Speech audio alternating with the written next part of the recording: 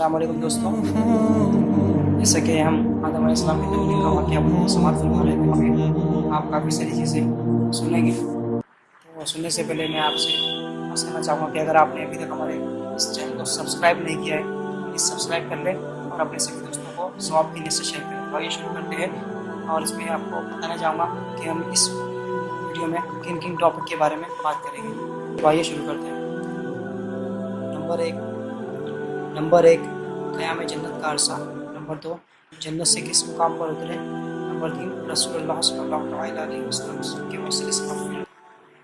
तो इन तीनों टॉपिक के बारे में हम आज बात करेंगे दोस्तों। तो आइए हम पहले टॉपिक पर चलते हैं, जैसे कि मैंने आपको बताया था, क़याम जन्नत का अरसा। इब्न अतिया रिवायत करते हैं हज़रत आदम अलैहिस्सलाम जन्नत में 100 साल मुकीम रहे, और एक रिवायत में है कि आप जन्नत में 60 साल मुकीम रहे। जन्नत की जुदाई पर 70 साल और अपनी ख़ता पर भी 70 साल रोए, और जब आपके फर्जिंद हाबिल कत्ल हुए तो आपने 40 साल मातम किया। इसे इब्न असाकिर ने रिवायत किया है। इससे हमें पता चलता है कि आदम अलैहिस्सलाम जन्नत में जो है या तो 60 साल या फिर 100 साल मुकीम रहे। आइए अब हमारे दूसरे टॉपिक की तरफ चलते हैं, जन्नत से किस मुकाम पर उतरे। इब्न अबी हातिम हज़रत अब्दुल्लाह बिन अब्बास रज़ियल्लाहु तआला अन्हु से रिवायत करते हैं कि हज़रत आदम अलैहिस्सलाम को जब जन्नत से निकाला गया तो आप ज़मीन पर वहीना नामी मुकाम पर उतरे जो मक्का और ताइफ के दरमियान है। और हसन से रिवायत है कि हज़रत आदम अलैहिस्सलाम हिंदुस्तान में उतरे और हवा अलैहिस्सलाम जिद्दा में, इब्लीस दस्तमसान से चंद मीलों के फासले पर उतरा, और साफ अस्फहान में। इब्न अबी हातिम ने भी इसे रिवायत किया है। सदी का कहना है कि हज़रत आदम अलैहिस्सलाम हिंदुस्तान में उतरे और इनके साथ जन्नत से हजर अस्वद और जन्नत के पत्तों की एक मुट्ठी भी थी। आपने इन पत्तों को हिंदुस्तान के ज़मीन पर बिखेर दिया तो इससे एक खूबसूरत दरख्त आ गया। और हज़रत इब्न उमर रज़ियल्लाहु अन्हु फरमाते हैं हज़रत आदम अलैहिस्सलाम सफ़ा पर उतरे और हज़रत हव्वा अलैहिस्सलाम मरवा पर। इसे भी इब्न अबी हातिम ने रिवायत किया है। अब्दुल रज़्ज़ाक़ हज़रत अबू मूसा अशअरी रज़ियल्लाहु तआला अन्हु से रिवायत करते हैं कि अल्लाह ताला ने जब हज़रत आदम अलैहिस्सलाम को ज़मीन पर उतारा तो उन्हें तमाम चीज़ों की कारीगरी सिखा दी और जन्नत के फलों का तोशा भी अता कर दिया, और फरमाया तुम्हारे ये भी फल है तो जन्नत के मेवे, लेकिन वक्त गुजरने के साथ साथ इनमें तब्दीली आ जाती है, मासे ख़राब हो जाते हैं, मगर जन्नती फलों में कोई तब्दीली नहीं आई। हाकिम अपनी मुस्तदरक में हज़रत अब्दुल्लाह बिन अब्बास रज़ियल्लाहु तआला अन्हु से बात करते हैं कि आपने फरमाया हज़रत आदम अलैहिस्सलाम बहुत थोड़ा वक्त जन्नत में रहे, तकरीबन असर और गुरूब आफ्ताब के दरमियान के वक्फा के बराबर। हाकिम ने कहा है कि अगरचे इस रिवायत को इमाम बुखारी और इमाम मुस्लिम से नकल नहीं किया, लेकिन ये शेखीन की शर्त पर पूरी उतरती है। सही मुस्लिम में एराज से रिवायत करदा इमाम ज़हरी की एक हदीस है जिसके रावी हज़रत अबू हुरैरा रज़ियल्लाहु तआला अन्हु है। हुज़ूर नबी करीम सल्लल्लाहु अलैहि वसल्लम फरमाते हैं, इसका तर्जुमा बेहतरीन दिन जिसमें सूरज तुलू होता है जुमा का दिन है, कि इसी दिन हज़रत आदम अलैहिस्सलाम पैदा हुए, इसी रोज़ सईद को जन्नत में दाखिल किए गए और इसी रोज़ को उन्हें जन्नत से निकाला गया। और बुखारी शरीफ में एक लफ्ज़ भी आए हैं, हज़रत इमाम अहमद रहमतुल्लाह अलैह कहते हैं हमसे मोहम्मद बिन मुसअब ने, उनसे औज़ाई, उनसे अबी उमर, उनसे अब्दुल्लाह बिन फ़रूख, उनसे हज़रत अबू हुरैरा रज़ियल्लाहु तआला अन्हु, और उनसे नबी करीम सल्लल्लाहु अलैहि वसल्लम ने फरमाया। इसका तर्जुमा है बेहतरीन दिन जिसमें सूरज तुलू हुआ, जुमा का दिन, जुमा ही को हज़रत आदम अलैहिस्सलाम पैदा हुए और इस दिन उन्हें जन्नत में दाखिल किया गया, इसी रोज़ उन्हें जन्नत से निकाला गया, जुमा के रोज़ ही क़यामत बर्पा होगी।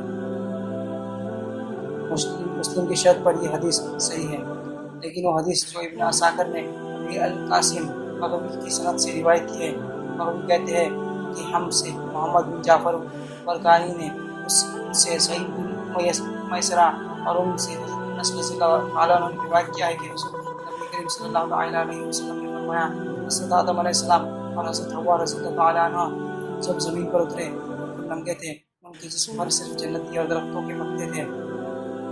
हज़रत आदम अलैहिस्सलाम को जब गर्मी ने सताया तो आप बैठ कर रोने लगे और अपनी ज़ौजा मुहतरमा हज़रत हव्वा से फरमाया मुझे गर्मी से बहुत तकलीफ हो रही है।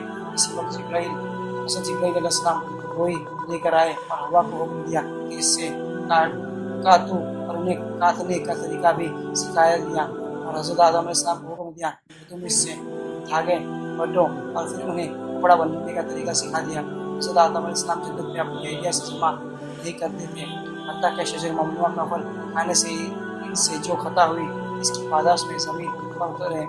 حضور نبی کریم صلی اللہ تعالیٰ علیہ وسلم فرماتے ہیں دونوں میاں بیوی الگ الگ ہوتے تھے، ان میں سے ایک وادی کے ایک کنارے پر سوتا تو دوسرا دوسرے کونے میں، یہاں تک کہ حضرت جبرائیل علیہ السلام ان کے پاس تشریف لائے اور انہیں حکم دیا کہ اپنی اہلیہ کے پاس جائے۔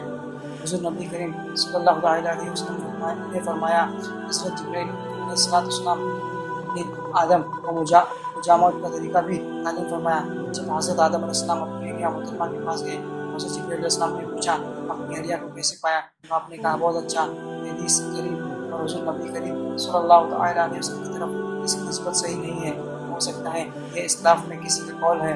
اس حدیث کی سند میں سعید بن میسرہ کا نام آتا ہے جو ابو عمران بکری بصری کہلاتا ہے، منکر الحدیث ہے، اور اس سند میں مذکور دوسرا شخص ابن حبان ہے جو قابل اعتبار نہیں۔ یہ اکثر موضوع حدیث سے روایت کرتے ہیں۔ ابن عدی کہتے ہیں کہ یہ شخص مجہول الحال ہے۔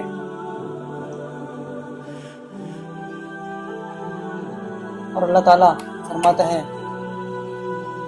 ایک آیت ہے کہ متعلق کہا گیا کہ وہ یہ دعا تھی ربنا ظلمنا انفسنا وان لم تغفر لنا وترحمنا لنكونن من الخاسرین۔ سورہ الاعراف کی آیت ہے۔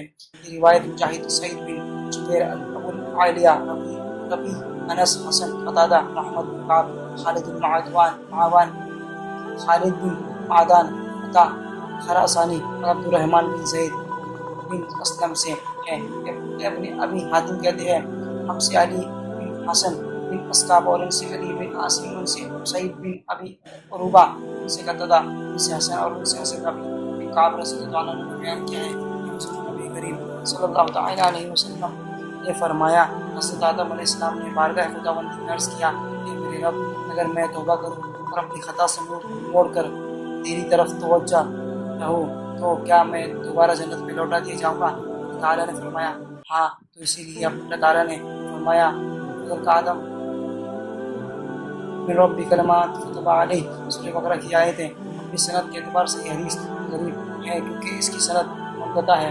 ابن ابی جی نے مجاہد سے روایت کرتے ہوئے کہا کہ یہ کلمات سے مراد یہ دعا ہے اللہم لا الہ الا انت سبحانک وبحمدک ربی انی ظلمت نفسی فاغفر لی انک خیر الراحمین۔ اللہم لا الہ الا انت سبحانک وبحمدک ربی انی ظلمت نفسی فتب علی انک انت التواب الرحیم۔ ترجمہ، اے اللہ میرے سوا کوئی معبود نہیں، پاک ہے اور میں تیری صفات کو صلاح کرتا ہوں۔ میرے رب میں نے اپنے آپ پر ظلم کیا ہے، مجھے بخش دے، بے شک تو ہی سب سے بڑھ کر رحم کرنے والا ہے۔ اے اللہ تیرے سوا کوئی الہ نہیں، تو ہر عیب سے پاک ہے، میں تیری حمد و ستائش کرتا ہوں۔ میرے پروردگار میں نے اپنے آپ سے زیادتی کی ہے، میری توبہ کو قبول فرما لے، بے شک تو ہی سب کی توبہ قبول کرنے والا اور سب پر رحم فرمانے والا ہے۔ حاکم اپنی مستدرک میں سعید بن جبیر کے حوالے سے حضرت ابن عباس رضی اللہ عنہ فرمان روایت کرتے ہیں کہ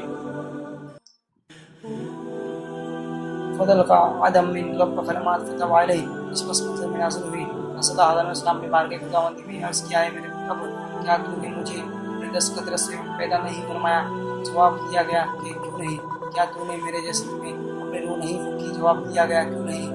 کیا جب مجھے چھینک آئی تو تو نے فرمایا اس پر اللہ رحمت کرے تو تیری رحمت تیرے غضب پر غالب نہیں آ گئی، اور میں نے اپنے اوپر یہ فرض کر لیا کہ میں ایسا ہی کروں گا؟